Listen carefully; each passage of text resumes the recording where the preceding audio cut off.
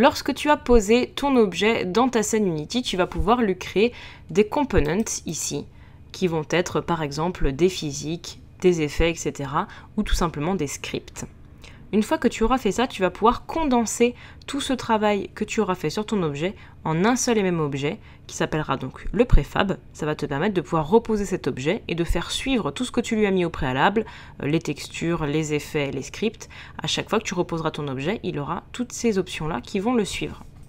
Donc, par exemple, la définition du préfab sous Unity nous dit que ça permet de créer, de configurer et de stocker un GameObject complet avec tous ses composants, shader, animation, collision, comme un actif réutilisable. L'actif préfab agit comme un modèle à partir duquel tu peux créer de nouvelles instances préfab dans la scène. Donc, comment ça se passe? Donc, mettons que là, j'ai texturé mon objet, que je lui ai mis un script. Donc, je veux que cet objet ait toujours la même couleur et toujours le même script chaque fois que je vais le reposer. Donc pour ça, je vais me créer un dossier préfab, donc clic droit, Create Folder, et je vais tout simplement venir cliquer dans ma hiérarchie l'objet dans la scène et venir le glisser dans préfab. Là, il va me demander si je souhaite avoir un original ou un variant, donc là c'est la première fois que je le descends, donc je vais le choisir un original.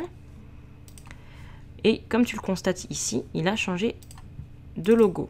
Ici, ce n'est pas un préfab, et à côté, ici, celui qui est un préfab est passé en carré bleu. Par exemple, si j'avais plusieurs objets dans ma scène, je peux très bien choisir de les grouper. Je vais faire un clic droit dans la hiérarchie et je vais venir chercher Create Empty. En fait, ça va créer un GameObject, donc un dossier que je vais pouvoir renommer.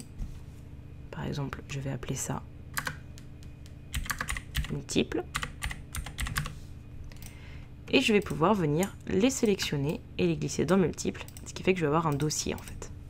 Je te conseille dans Unity globalement de créer souvent des dossiers, par exemple par pièce, comme le salon avec tous les objets du salon, etc.